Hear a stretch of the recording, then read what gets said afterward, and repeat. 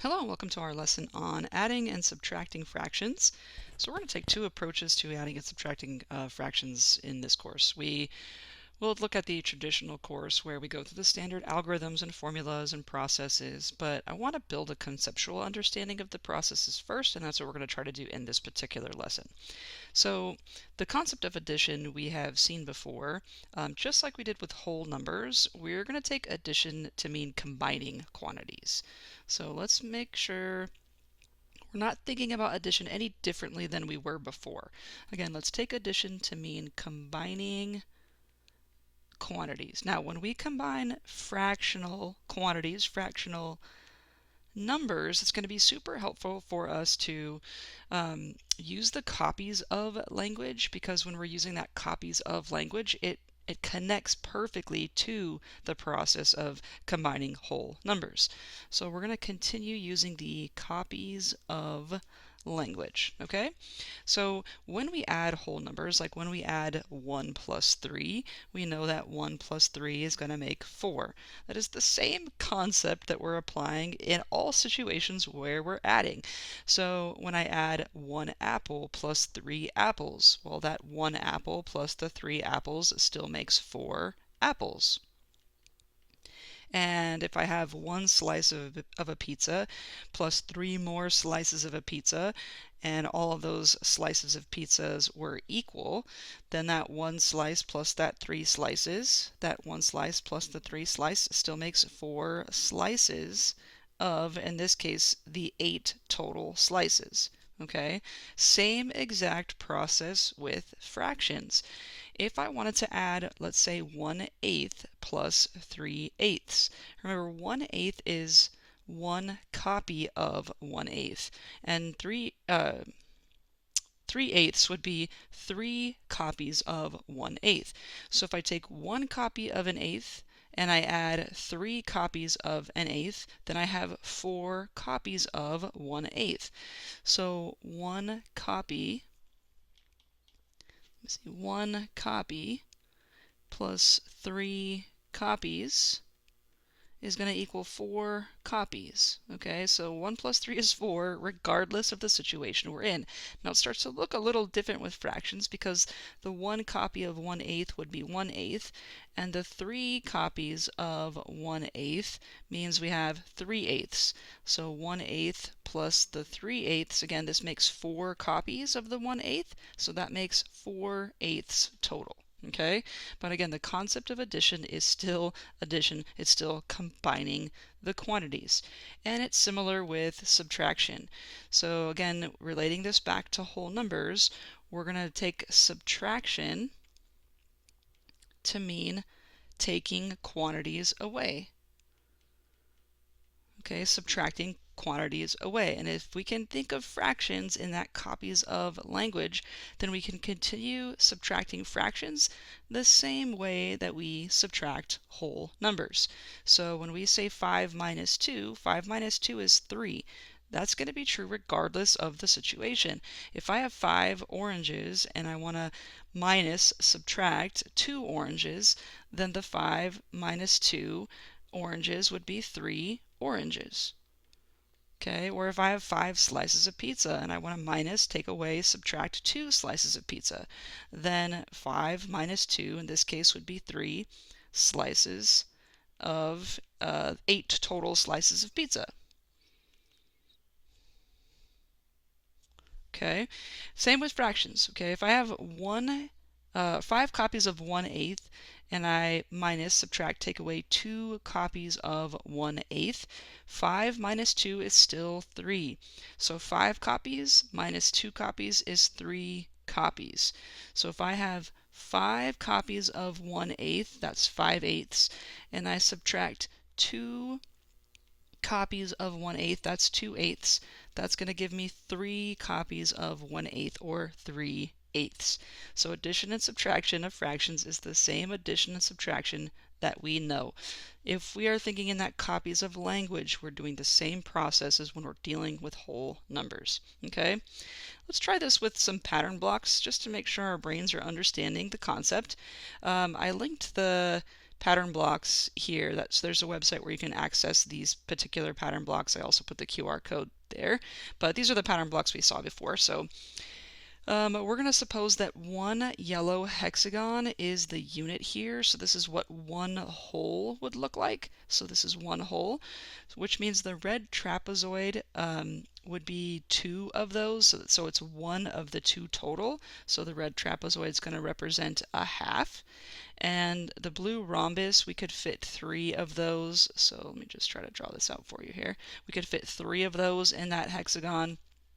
And so this would be 1/3 of the whole. And then the green triangle, if I split this up, I'm going to see that 6 of those fit into the picture. So the green triangle represents 1/6 of the whole. And I didn't really draw the trapezoid in there, but I could see if I cut this yellow hexagon in half, it's 2 of these red triangles. So 1 of 2 for the red. Okay? So if I said to take, let's ignore the pictures for a second. If I said to just take 4 things that are green and add 1 thing that is green, then we know that's going to make 5 things that are green, right? Okay, same thing for fractions. If I add 4 copies of 1/6 and I added 1 copy of 1/6, then I have 5 copies of the 1/6. So in colors, 4 plus 1 is 5, and now in fractions, 4/6 plus 1/6 makes 5 of those 6, okay?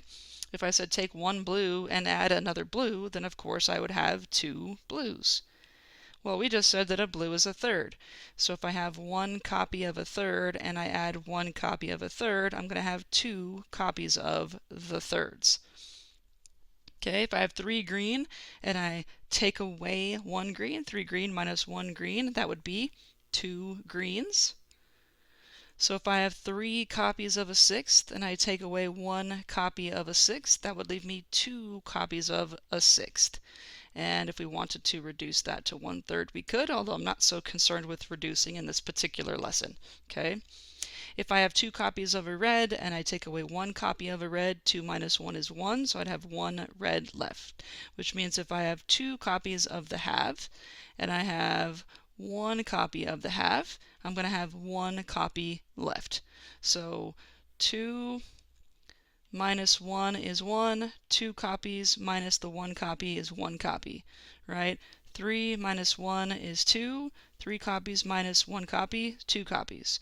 1 plus 1 is 2, 1 copy plus 1 copy, 2 copies.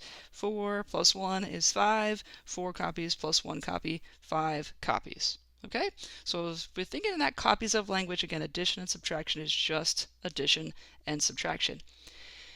It's when we start changing the likeness of our figures or objects, our terms, our fractions, that's where it starts to get a little tricky. So let's flip the page and look at a new scenario here. So still the pattern blocks, still the yellow hexagon representing one whole, which means this is still going to be a half, this is still going to be 1/3, and this is still going to be 1/6, okay? If I said to add 3 greens plus 1 blue, well, I can't add greens and blues together and call it one thing. In the same way, if I was trying to add 5 apples and 3 oranges, I can't add those and say that that's 8. So, like, what is that, right? So they need to be in the same terms. If I want to add 3 greens and 1 blue, I either need to make them all in terms of greens or all in terms of blues.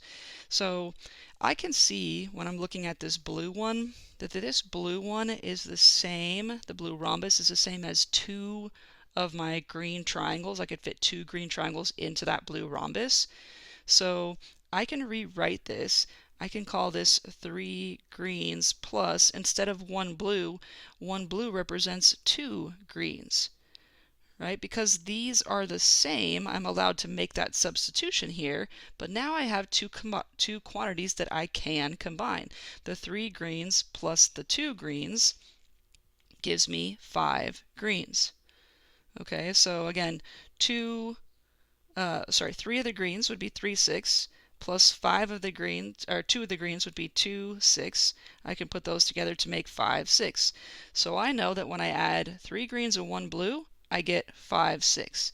But really, what I'm saying is, let's look at this original form of this problem. The 3 greens, which is 3, 6, plus the 1 blue, which is 1/3. When I add those two fractions, I end up with 5, 6. Okay, so adding these two fractions that have unlike denominators becomes adding these two fractions that have like denominators, and we end up with our sum. Okay, so let's try to work through this next one here. So I have 1 blue, and I'm trying to add 1 red. Well, that's like trying to take 1/3 and add to it 1/2. Again, I can't put those fractions together in the same way I can't add a red and a blue together. And so I'm going to try to make them both in terms of one color. So I either need to think about how many blues make a red or how many reds make a blue. Now, I can't fit the blue nicely into the red, and I can't fit the red nicely into the blue, but I can fit greens nicely into both of them. I can see that my red one is made up of 3 greens, and again my blue one is made up of 2 greens. So I can say that 1 blue is the same as 2 greens, and 1 red is the same as 3 greens. And now I can add because they're all greens. So that's going to make 5 greens total. So adding 1/3 and 1/2 is the same as adding 2 of my greens, 2, 6, and 3 of my greens, 3, 6, and 2, 6, and 3, 6 again makes 5, 6. Okay, so adding a half and a third makes 5, 6. So this is going to equal 5, 6. This is going to equal 5, 6 in the same way that this is equal to 5, 6. Okay, let's try subtraction. I am asked to take 3 reds and subtract a yellow. Again, I can't do that. I can't subtract a yellow from the 3 reds. Like, what's 3 reds minus 1 yellow? I can't combine those quantities. Now, what this is really saying in terms of fractions is 3 reds. That would be 3 halves. It's saying subtract a yellow, which is the whole. Let's try to make these in terms of one color so that we can actually put them together. So can I make reds yellows, make yellows reds? In this case, maybe. So I know that the reds fit nicely into the yellows, or vice versa. I can see that my yellow is the same thing as 2 of my reds, right? So I can call this 3 reds, fine, leave that as is, but I can call the 1 yellow 2 reds. So if I get those to both be in the same color, now I can subtract. And again, I could have put them both in terms of greens, so I could have said that my 3 reds would be 3 times 3, so 9 greens, and that my 1 yellow would be 6 greens. If I get them both in the same color there, I can still subtract that way. But whatever kind of jumps out to you at first. So I made them both reds. 3 reds minus 2 reds, that's going to make 1 red my answer. So 3 halves minus 2 reds, so this would be 2 halves. That's going to give me 1/2 for my answer. That means that my answer here for 3 halves minus 1 would be a half. Taking 3 reds and subtracting a yellow is the same as taking 3 reds and subtracting 2 reds, and so 1/2 is going to be the result. Okay, let's try one more here with the pattern blocks. I have 2 blues and I want to subtract out a green. Again, 2 blue minus 1 green, what does that mean?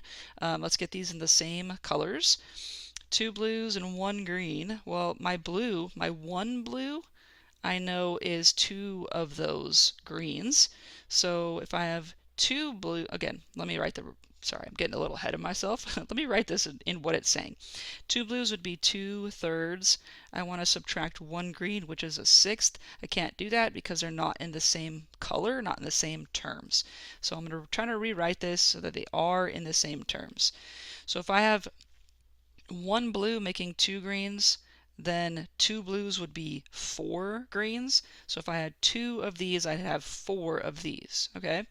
So this would be 4 greens total, but if I turn that to green, then I can easily subtract out the 1 green that I'm trying to subtract out. So 4 green minus 1 green is going to make 3 green. So I'm going to say 4 of my 6 minus 1 of my 6 is going to make 3 of my 6. And 3/6 makes a half. So when I take 2 blues and subtract 1 green, or 2/3 minus 1/6, I'm going to get 3/6 or 1/2. Okay?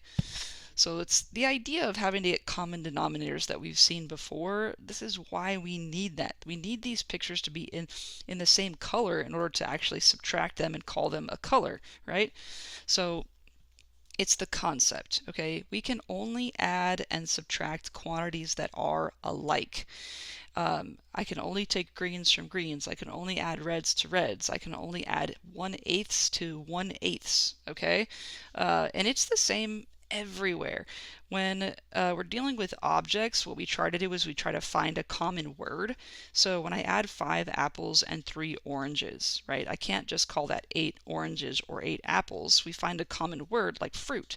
So I can combine those and call it 8 fruits, right? Or if we're dealing with measurements, we try to find a common unit. So if I have 12 inches plus 1 yard, then maybe I call the 12 inches 1 foot and I call the yard 3 feet so that I can combine those and call it 4 feet, right? Same with fractions, same with pattern blocks. If they aren't alike, we make them alike. And that means with fractions we need common denominators, okay? So 3/4 and 1/6, these are not alike. This is 3 copies of 1/4, and those copies of 1/4 are not the same as the 1 copy of 1/6 because these are not like copies. I can't just put them together and say that we have 4 of those things because they aren't the same thing. So we need common denominators. Now when we're finding a common denominator, and we'll do a lot more work with the common denominator piece in our traditional approach lesson, we need these to be in the same terms. We're looking for a common multiple for our denominators. So a common multiple, for example, for 4 and 6 would be 12, right? Multiples of 4 would be 4 and then 8 and then 12 and then 16, and those keep going. Multiples of 6 would be 6 and then 12 and then 18, and those would keep going. One multiple that they happen to have in common, which is the smallest one they have in common, the least common multiple, is going to be 12. And so I want to try to write equivalent fractions. Okay, get this to be in twelfths. Oops. Get my first fraction to be in twelfths and get my second fraction to be in twelfths because that's a commonality. I can make equivalent fractions with that same common denominator. Now, if I want to take my fourths and make them twelfths, I have to multiply by 3. If I do that in the bottom, I have to also do that on the top. So the top, the numerator times 3, 3 times 3 would make this 9/12. And here, need another color. If I want to make my 6/12, I have to multiply by 2. And so I want to do, again, the same thing on the top that I do on the bottom. So the 1 times the 2 makes a 2 here. Now I jumbled that up. Let me just make this a little more clean. If I multiply this by 3/3 and multiply this by 2/2, then I end up with fractions that I can put together. So I get 9/12 here, plus I get 2/12 here, and now I have twelfths that I can put together. So 9 copies of a 12th plus 2 copies of a 12th. 9 plus 2 makes 11. That's 11 copies of a 12th. Oh, my pen is being a little weird. So 11 copies of a 12th. Oh, my pen. What are we doing here? Technology. Not my friend at the moment. Okay, so it's that idea of getting common denominators that relates back to getting like copies, getting these in the same terms so that we can actually put them together. So pattern blocks are good for this. Another way to represent the common denominator concept is using fraction strips. So again, I put a website here that I've linked. Now this is a new one, so the one we've used before with the pattern blocks we've seen. This is a new one that I found that's got a bunch of resources. So there's a link there, there's a QR code here, but basically using fraction strips, I'm going to show to you here. So our first problem is a half plus a third. Let me go here. So here's what the fraction strips will look like. Actually, this is what the original website looks like, and you can see the tons of free resources that are available for you to use. It'd be kind of a fun thing to play with, but the fraction strips are the ones I want to focus on here. I wanted to add, I already forgot. What was I trying to add? A half and a third. So with the fraction strips, you're going to take the two numbers that you're trying to add and you're going to stack them. So I'm going to put a half here and I'm going to put a third here. Again, one copy of the half and one copy of a third. I can't really put those together. It's like adding reds and oranges. It doesn't really make sense. So I'm going to try to get them in the same terms, and this is easy to do with fraction strips. So let's say I'm trying to like make these eighths. Okay, let me see if I can line up eighths here to make an equivalent amount so that I could give myself this nice answer. But I see when I line up the eighths that I can't get a number of eighths there to be equivalent. So let me start over. Again, I have a half and I have a third. If I try this maybe with fourths, and obviously you know what the answer is going to be or what common fraction I'm looking for. I could see the 1/4 don't work, so let me try that again. But for your students who are learning, they're not going to know right away, so they'll do a little guess and check with this. Now I know this is going to work out to be 6. I know my common denominator for 2 and 3 is 6. And now you'll see what happens when I line up the 6 is I'm able to make copies of a 6 line up exactly with the two fractions I started with originally.